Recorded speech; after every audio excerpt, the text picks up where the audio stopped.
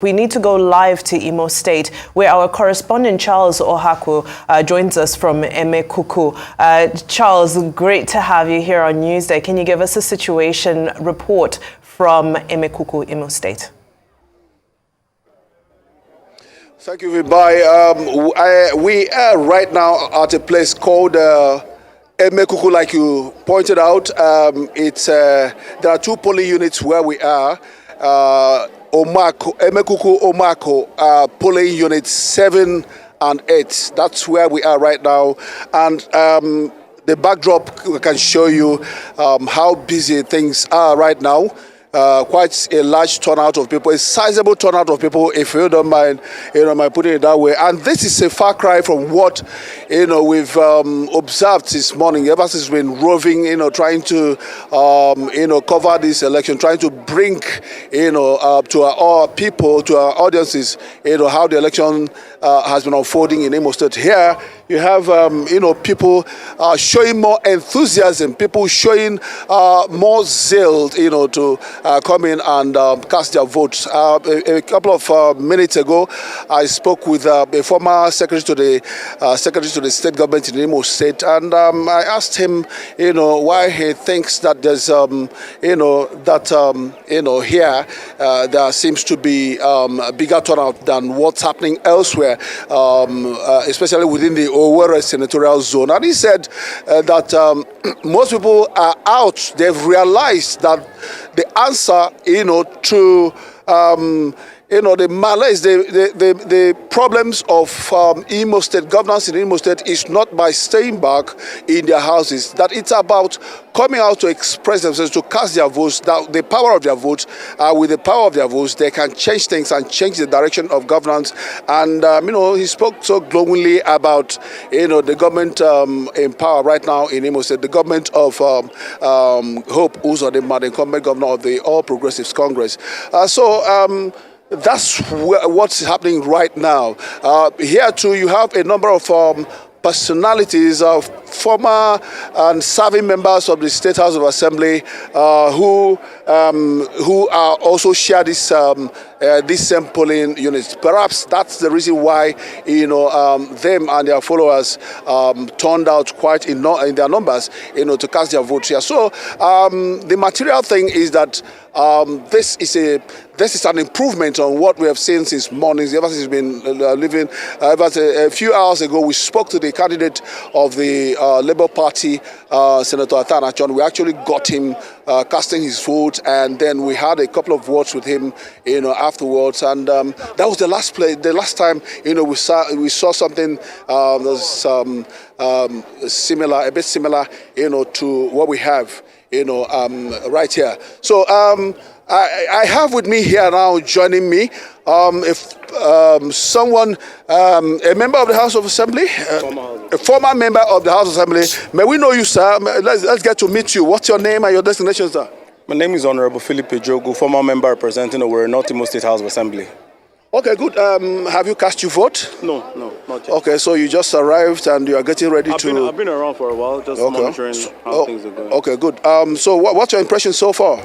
Well, so far it's been peaceful, not so bad. A little bit of vote buying going on here and there, but it's under control. So far, no chaos. We're just watching how things play out. Say is responsible for the high turnout, relative high turnout that we've had, voters in this unit, because elsewhere I think there seems to be voter apathy, manifesting elsewhere. Oh, this ward is Emekuku Ward 1, is under Owerri North State constituency, and this is a ward that has a lot of political gladiators, a whole lot, and this community precisely is highly dense with a lot of politicians. We have former ministers, former SSG, former House of Assembly member, former BOT chairman of various political parties. So it's a highly populated political community. So that's why you have a lot of turnout here. Okay, so let's talk about some of the issues that have forged the build-up, to the elections, especially in Imo State. We had issues like insecurity. which nobody has denied. I mean, it's always been there. The activities of faceless government, killing people and all of that, and then the government's seeming inability to get control of the situation. Why do you think that this situation has persisted to this point, and why do you think that this has become such a big issue in Imo State? Honestly, I don't even know how to answer that question, but it's a big problem. But what we can pray for is, let's just hope that after this election, everything ends, hopefully. Maybe from whatever the turnout of the results become, that might help to reduce insecurity or increase the insecurity. But I'm just praying for the best, honestly. But I mean, if you talk about results from here going forward, what about the last 4 years that the current governor has been in power? How would you appraise his performance in terms of trying to solve this particular this primary problem? Most of the times we hear that this insecurity is politically geared, is politically fueled. This is the Owerri zone, and this insecurity problem is majorly in Olu zone and in Okigwe zone. We don't have much of that problem here in Owerri zone. If this zone was to be much affected by this insecurity problem, I'll probably have a lot of reasons to give and to articulate what exactly the problem is, and probably even interface with this so-called unknown government, whoever they are. I mean, I was in the house when this whole thing started. I would have been able to interface with a couple of them and know exactly what the agitations are. But these days, we really don't know. We see some of this government attacking the government. We see some of them attacking people against the government. So we don't even know. And I mean, there are a lot of rumors that there are different kinds of the unknown government. There's the political one. There's so there's a lot going on, and we really can't. What about the causative factors? What about youth unemployment, which has been spiking?